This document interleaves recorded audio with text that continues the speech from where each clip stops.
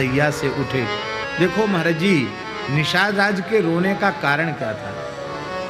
प्रभु चल के आए हैं और कंदमूल फल स्वीकार नहीं किए उन्होंने। कहा मेरे पिताजी के घोड़ों को दे दो तो मेरे पिताजी का सत्कार हो जाएगा, क्योंकि मैंने व्रत ले रखा है वनवास का। स्वयं दासास तपस्विना, तपस्वी किसी का दिया नहीं खाते हैं, अपने द्वारा जो वन्य फल आदि का संग्रह करते उसी को ग्रहण करते हैं। और केवल प्रभु जल पीकर सो गए, भूखे ठाकुर जी सो गए। निषाद राज रो रहे हैं, मेरे नगर में प्रभु ने कुछ पाया नहीं, केवल गंगा जल पीकर भगवान सो गए हैं, वो भी कुश की साथरी पर सोए हैं, रो रहे हैं। और उनको, उनके विषाद को दूर करने के लिए लक्ष्मण जी ने ये सब बताया है। राम जी ने स्नान किया गंगा जी में और बट का दूध मंगा करके अनुज सहित सिर जटा बनाए, देखी सुमंत्र नयन जल छाए। राम जी ने अपने घुंघराले केशों को जटा के रूप में परिवर्तित किया। सुमंत्र जी रो पड़े, हृदय जल रहा है, वदन मलिन है, और रोते रोते, बालक के समान रोते रोते सुमंत्र जी ने कहा,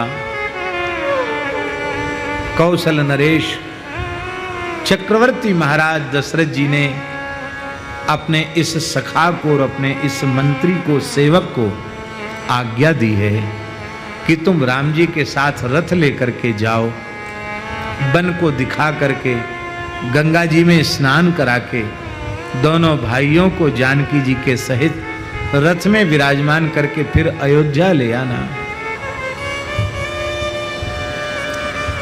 इसलिए भगवान अब गंगा स्नान हो गया, अब आप चलो रथ में बैठ के, आपको नियम की ही पूर्ति करनी है तो सरयू जी के किनारे कहीं, भाव ये है, सरयू जी के किनारे कहीं उपवन में, वहीं आप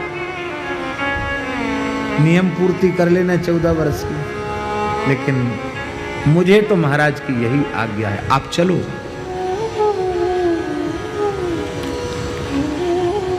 धन्य है हमारे सरकार,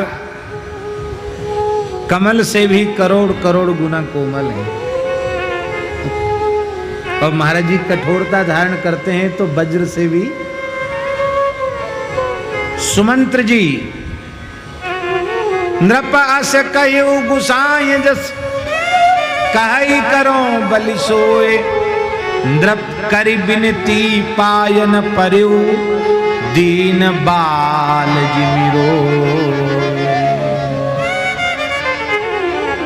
सुमंत्र जी, अभी आप सुन चुके हैं कल, आदर कीन पिता सम लेखा। सुमंत्र जी राम जी के महल में आए, राम जी उठ के खड़े हो गए, बाहर जाकर अगवानी किए, पिता के समान आदर किया है। और आज वही सुमंत्र जी रघुनाथ जी के चरणों को पकड़कर रो रहे हैं। कैसे रो रहे?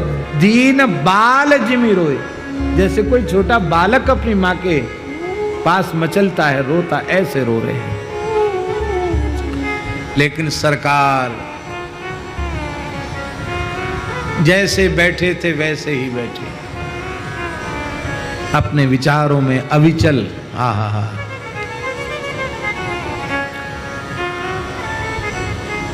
हे रघुनाथ,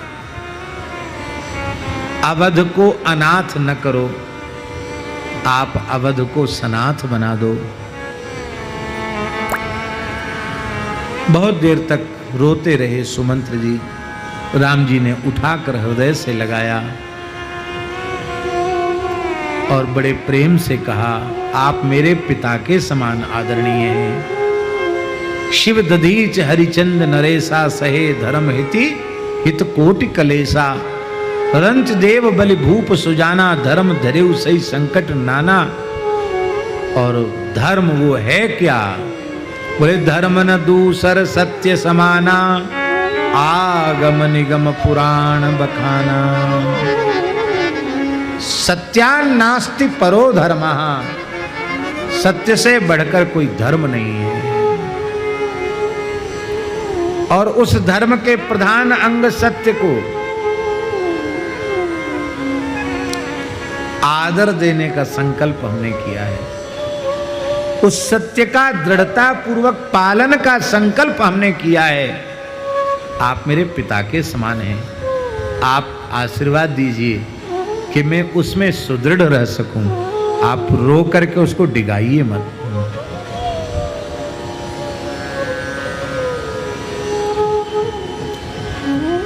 अपने पिता के सत्य की रक्षा से मेरे पूज्य पिता की तीनों लोकों में कीर्ति होगी,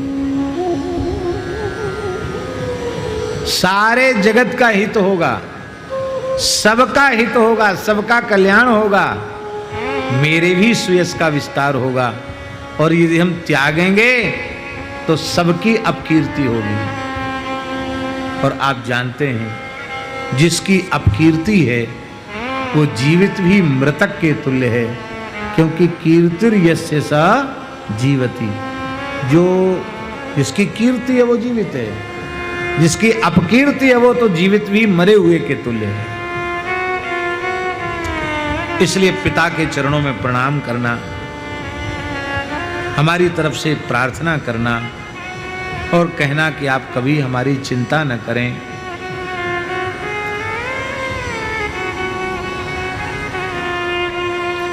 आप मेरे पिता माता के समान हितैषी हैं। हे सुमंत्र जी, आपके चरणों में हमारी यही प्रार्थना है, हाथ जोड़कर प्रार्थना है कि आप ऐसा ही कुछ करना जिससे पूज्य पिताजी दुखित न हो, उनका समय ठीक से व्यतीत हो जाए।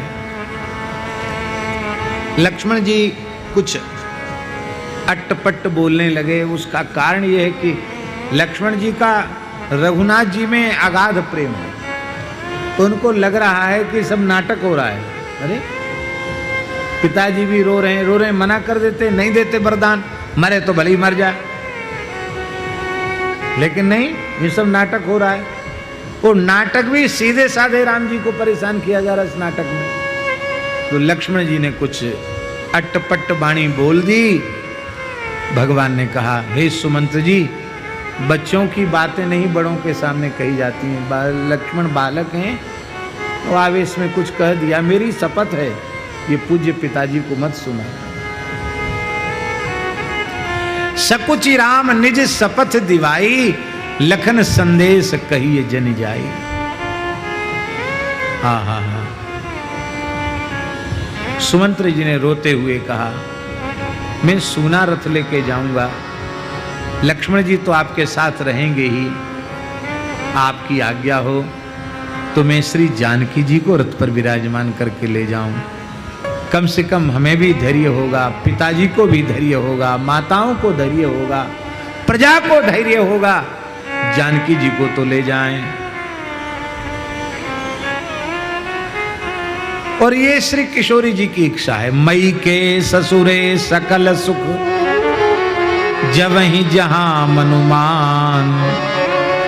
जब इच्छा हो तब जनकपुर चली जाएं, जब तक इच्छा हो अयोध्या जी में विराजें, सुखपूर्वक रहें और विपत्ति के दिन कटने में देर नहीं लगेगी। राम जी ने भी समझाया कि देखो ठीक कह रहे हैं, बड़ों की बात मानने में ही लाभ है, और फिर पिताजी की भी आज्ञा है। श्री किशोरी जी के नेत्रों से जल बहने लग गया और श्री किशोरी जी ने कहा, भगवान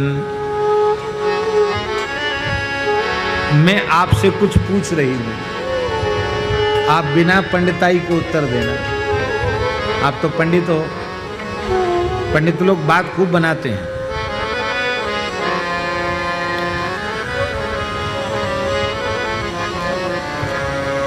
व्युत्पत्तिवाद में, व्युत्पत्तिवाद एक ग्रंथ है,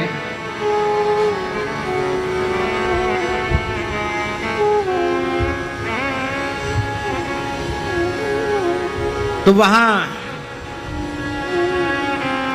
नीलो घटा, तो यहीं से शुरू है नीलो घटा, घटो घटा नीलो घटा, और पूरे ग्रंथ में घटो घटा घटो घटा घटो घटा, आप तो 5 मिनट नहीं सुन पाएंगे, आप कहेंगे माता भन्ना गया, क्या घटो घटा कर रहे हो।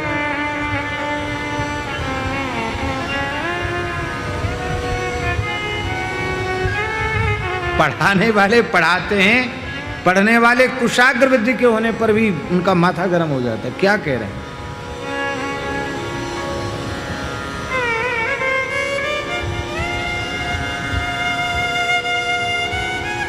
कठिन है।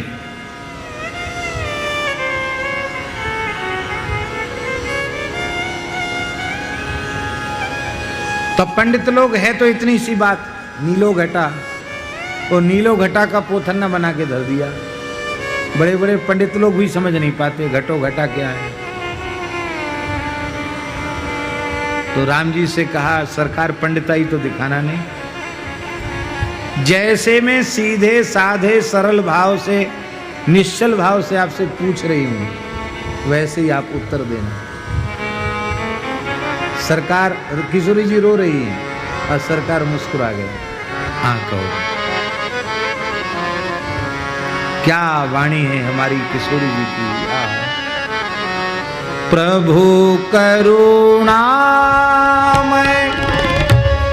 परम विवेकी, प्रभु करुणामय परम विवेकी, तनु तजी रहती छाह किम छे, तनु तजी रहते छाह किम छे, प्रभा जाए कहाँ भानु बिहारी, प्रभा जाए कहाँ भानु बिहारी, कहाँ चंद्रिका चंद्र तजी जा, कहाँ चंद्रिका चंद्र तजी जा, पति ही प्रेम विनय सुनाई, पति ही प्रेम में विनय सुनाई, कहत सचिव सन गिरा में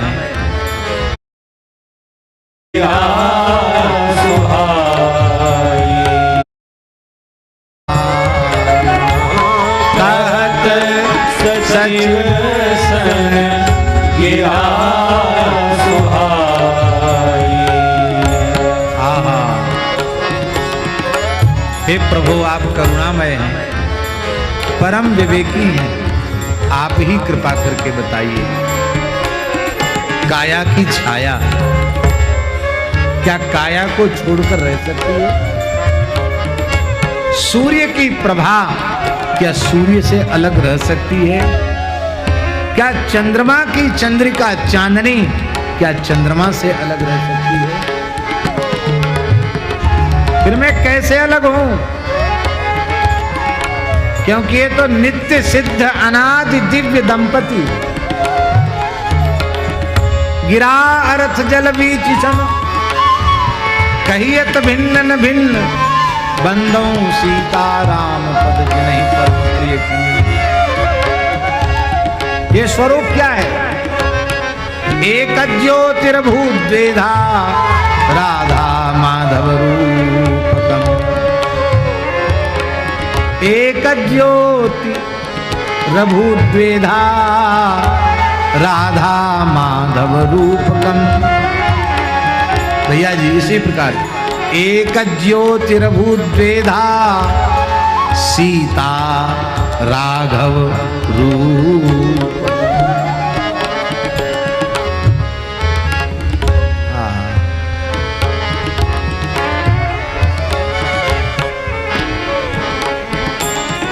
अलग हो ही नहीं सकते।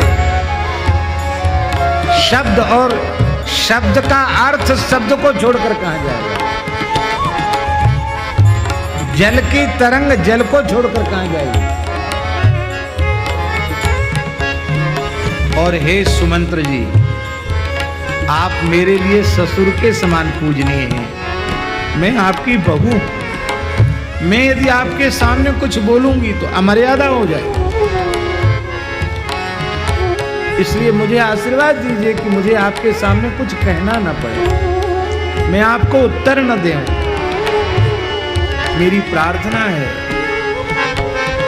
ऐसी मर्यादा हमारे देश की बहू बेटियां यदि सीख लें तो क्या कहना, हर घर में राम राज्य स्थापित हो जाए।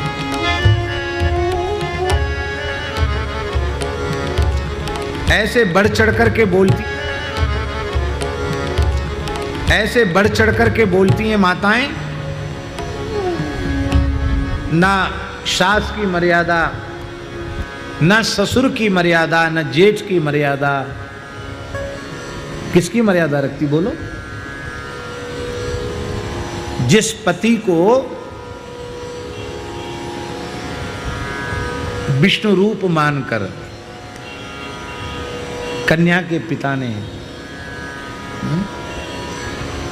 विष्णु रूपिणे वराय लक्ष्मी स्वरूपाम कन्याम तुभ्यमहम संप्रददे कहकर संकल्प किया है। तो किसी अमुक गांव के अमुक जाति के अमुक लड़के को, MA BA वाले को या मास्टर कलेक्टर मिनिस्टर को बेटी नहीं दी गई, बेटी नारायण को दी गई है। और तुम अपने नारायण को ही सवेरे उठ के 10 गाली देती हो। नास के मिटे ठटरी के बंदे। अब ये तो महाराज हमारे वो कौन से महाराज हैं, बागेश्वर वालों की मुख से शोभा देगा। हम तो कभी बोलते नहीं ऐसी बात।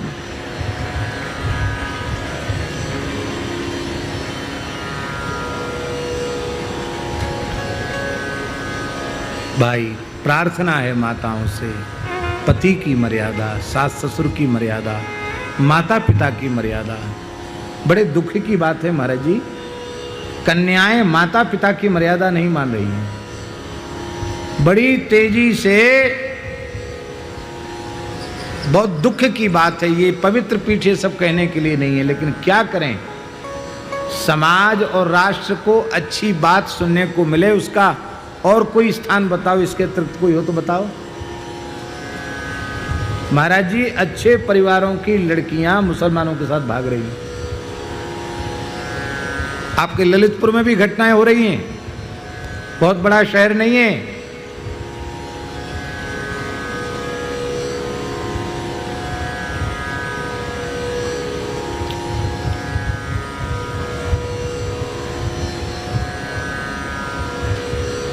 मैया बाप जहर खा के मरने के लिए तैयार हैं, और बेटी कहती है कि आप जो कुछ करना हो आप करिए, हमने तो निर्णय कर लिया।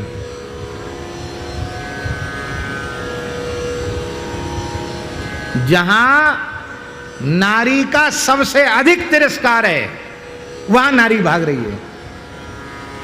पूरी धरती पर, पूरे संसार में सनातन धर्म में नारी का जैसा आदर है, उसे नारी न कहकर दुर्गा कहा गया, उसे नारी न कहकर लक्ष्मी कहा गया, ऐसा आदर पूरे संसार में किसी धर्म मत पंथ में नहीं है, केवल वैदिक हिंदू सनातन संस्कृति में। कन्याएं भाग रही हैं क्योंकि हमने अच्छे संस्कार उनको नहीं दिए, उनको सीता सावित्री नहीं बनाया, अनुसुईया अरुंधति के संस्कार नहीं दिए, ईसाइयों वाले स्कूल में पढ़ाया। और महाराज हम आपको क्या कहें, बहुत दिन पहले की घटना है, आप लोगों को पता होगा। कश्मीर में एक घटना घटी थी। एक लड़की ने, मुस्लिम लड़की ने एक हिंदू से निकाह किया, विवाह किया था, आपको याद होगा।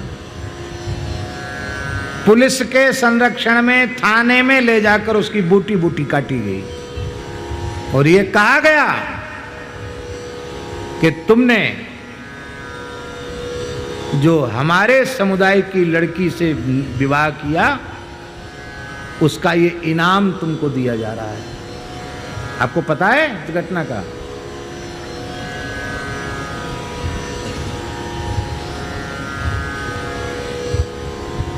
हम क्या कहें और उसका क्या अर्थ आप लोग लगाएंगे तो आप जाने,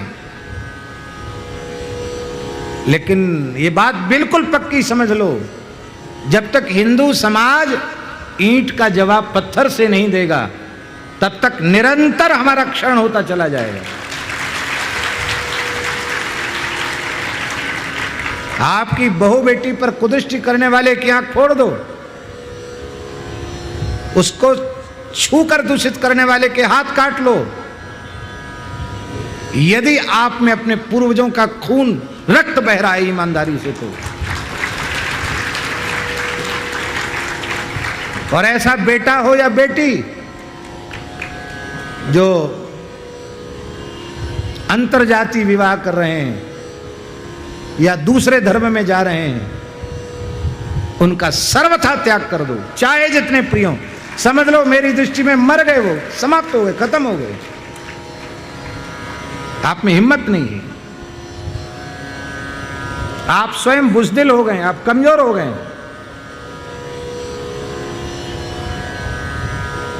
महाराज जी, बहुत विकट स्थिति है। इस देश में गृहयुद्ध का संकट मंडरा रहा है। हम लोग हैं, हमारे घर में लाठी डंडा भी नहीं है। अभी दिल्ली में क्या हुआ आपने सुना नहीं? वृंदावन के सबसे निकट है महाराज जी दिल्ली, और जिस मोहल्ले में घटनाएं घटी, जिन लोगों के यहां घटनाएं घटी, उन्होंने रो रो कर मेरे सामने सुनाया। हमारा कितने दिन तक दिमाग खराब रहा। वही स्थिति हमारे तुम्हारे सामने भी आने वाली है। आपने उसके लिए क्या तैयारी की? सारा हिंदू समाज विघटित होता चला जा रहा है, विखंडित होता चला जा रहा है। उसका मूल कारण है अमर्यादा, बड़ों की मर्यादा न करना। शिष्य गुरु की मर्यादा नहीं करते हैं, पुत्र पिता माता की मर्यादा नहीं करते, पुत्रियां माता पिता की मर्यादा नहीं रखती, बहुएं सास ससुर की मर्यादा नहीं रखती, और उसी का दुष्परिणाम हिंदू समाज भोग रहा है। ये कथा इसलिए नहीं सुनाई जाती कि ये भीड़ भाड़ यहां बैठी इकट्ठी हो जाए। आप यदि कथा सुनने आई हैं तो यहां से एक गांठ बांध के जाइए कि हम अपनी सास का कभी अपमान नहीं करेंगी, हम अपने पति का कभी तिरस्कार नहीं करेंगी, हम अपने जेठ ससुर का कभी तिरस्कार नहीं करेंगी, हम न अपने माता पिता को कभी पीड़ा नहीं पहुंचाएंगी। ये आप मन में निश्चय कीजिए, तब तो आपको कथा सुना सफल है। नहीं क्या काहे कुछ समय खराब कर रहे हैं।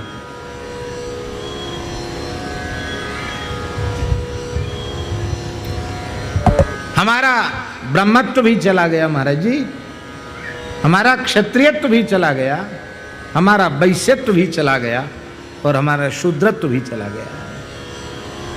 हम नाम मात्र के रह गए हैं। नाम के ब्राह्मण, नाम के क्षत्रिय, नाम के वैश्य, नाम के शूद्र। कारण क्या है? नाम के ब्रह्मचारी, नाम के गृहस्थ, नाम के वानप्रस्थी, नाम के सन्यासी। कड़वी बात है लेकिन एकदम सही है। कारण क्या है? कारण यह है कि वर्णाश्रम व्यवस्था की मूल जो भगवती वेद लक्षणा गाय है, उस गाय को हम बचा नहीं पा रहे हैं।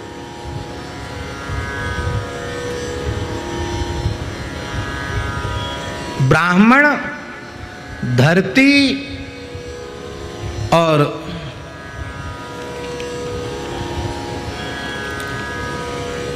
कौन कौन सी बातें बताएं? भगत, भूमि, भूसुर और सुर, इन सब का मूल गाय है। जड़ को बचा लेंगे तो सब बच जाएगा। आज एक सज्जन ने हमको आकर के कहा, और बहुत दुख पूर्वक कहा, उन्होंने कहा महाराज जी अभी भी बुंदेलखंड में गाय को लोग ढोर कहते हैं, ढोर बचे हुए। और ढोर है तो क्या, घर का धोवन, घर की जूठन गाय को खिलाते हैं। महापाप है गाय को जूठा खिलाना।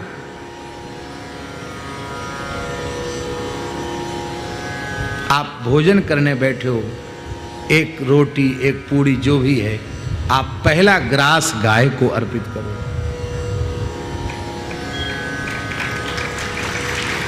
हम गाय को माता भी कहते हैं, भगवान की भगवान भी कहते हैं, और उसको जूठा भी खिलाते हैं। एक ग्रंथ है आचार्य जी, उसका नाम है गोतंत्र। बहुत सुंदर ग्रंथ है। उसमें शिव पार्वती संवाद है और वो गो महिमा परक ग्रंथ। उसमें गाय के तमाम अनुष्ठान भी हैं। उसकी पांडुलिपि हमको मिली थी। उसकी एक बात हम आपको बताएं। भगवती जगदम्बा पार्वती ने एक बात शंकर जी से पूछी।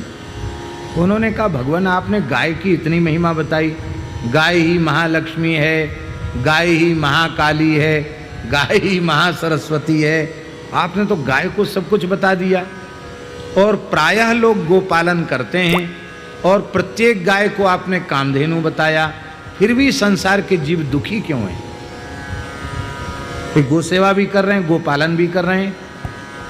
जिस जमाने में संवाद हो रहा है उस जमाने में तो आज की परिस्थिति तो नहीं है। फिर क्या कारण है? गाय के रूप में आप कहते संपूर्ण तीर्थ, संपूर्ण वेद, संपूर्ण देवी देवता गाय के श्रीअंग में निवास करते हैं और वो गाय घर में रहती है और उस गाय की सेवा भी करते हैं, फिर भी लोग दुखी क्यों हैं? दरिद्र क्यों हैं? अनेक प्रकार की आदि व्याधि और क्लेशों से युक्त क्यों हैं? यह प्रश्न किया है जगदम्बा पार्वती जी ने। महाराज जी, शंकर जी ने उत्तर दिया है, गाय को पशु मानकर सेवा करने के कारण उनसे गो अपराध बनते हैं, उनके अभिष्ट की पूर्ति नहीं होती। गाय को यदि भगवान का स्वरूप साक्षात मानकर सेवा की जाए तो जो चाहोगे वो गाय से आपको मिल जाएगा। आपको सब कुछ गाय से मिल जाएगा। इसलिए भैया मूल की रक्षा करें, हम लोग मूल की रक्षा करें। मेरी प्रार्थना है आप लोग यदि ईमानदारी से कथा सुन रहे हो तो अपने घर में देसी गाय का पालन जरूर करना। हमारे ईश्वरदास जी बैठे हैं। गौशालाएं समाधान नहीं है। समाधान है प्रत्येक व्यक्ति गोपालक बने, ये समाधान है। समाधान है हमारी खेती गो आधारित हो, गो कृषि हो। समाधान है हमारी चिकित्सा गो आधारित हो और समाधान है हमारी शिक्षा गो आधारित हो। आचार्य जी, पहले शिक्षा गो आधारित हो, फिर कृषि और चिकित्सा, ये दोनों गो आधारित होंगी। पहले शिक्षा गो आधारित होनी चाहिए।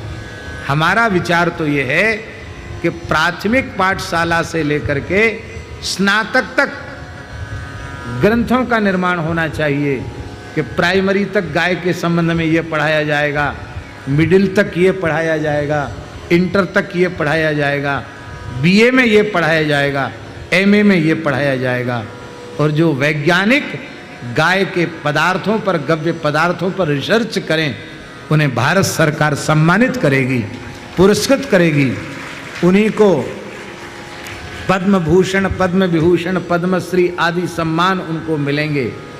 और इतना ही नहीं, जो विज्ञान को सर्वोपरि रूप में प्रतिष्ठित करे, गो विज्ञान को, वही ईमानदारी से सच्चा भारत रत्न बनने का सुपात्र है।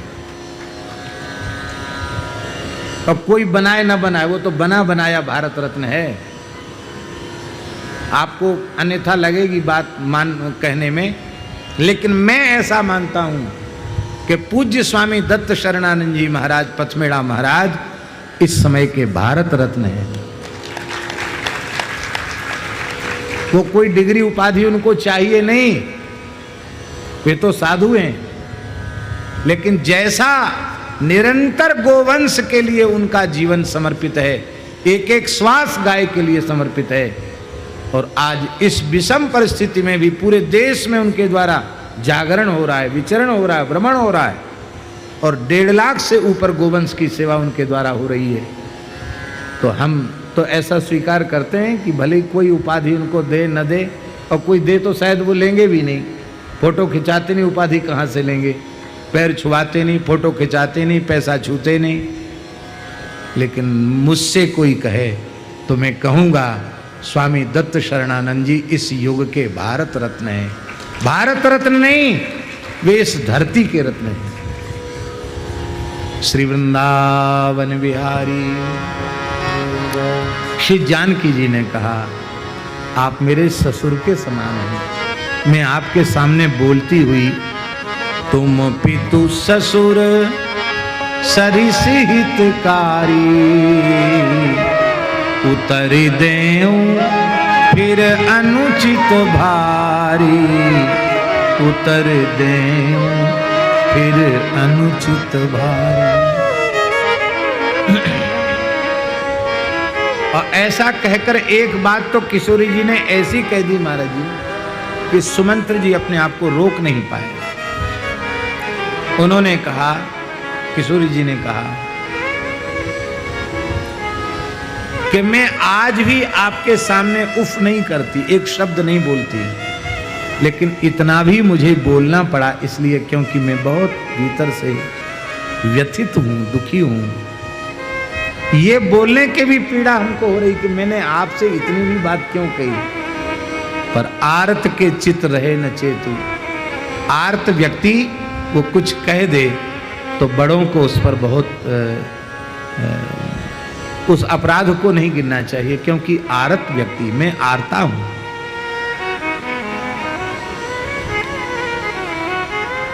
मैंने अपने पिता का वैभव देखा है जनकपुर में,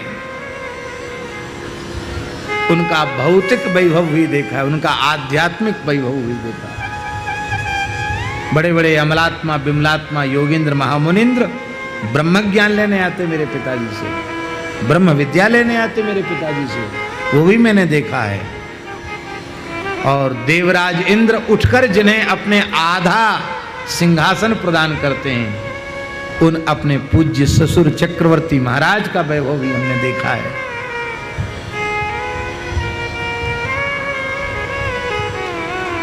लेकिन हे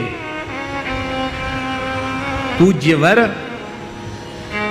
बिनु रघुपति पद पदम परारा, बिनु रघुपति पद पदम परारा, मोहि केउ सपने सुखद न लागा, मोहि केउ सपने सुखद न लागा,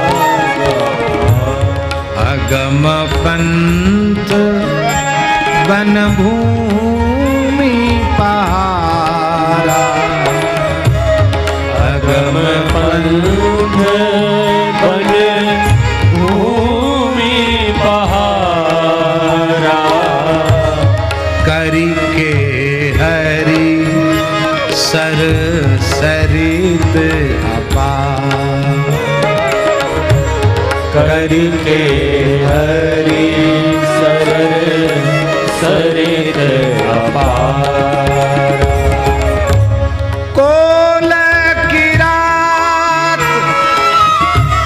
कुरंग विहंगा, मुहि सब सुखद प्राणपति संगा, कोल किरात कुरंग विहंगा,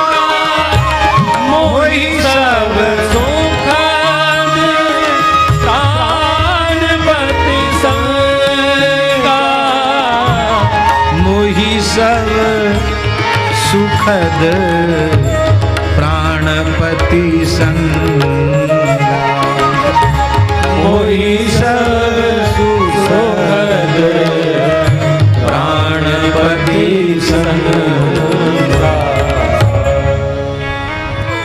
ये सब ठीक, शेर, हाथी, बड़ी बड़ी भयंकर नदियां, जंगल, कोल, किरात, सब कुछ है जंगल में, भयकारी वातावरण, लेकिन मेरे प्राण जीवन धन मेरे साथ हैं।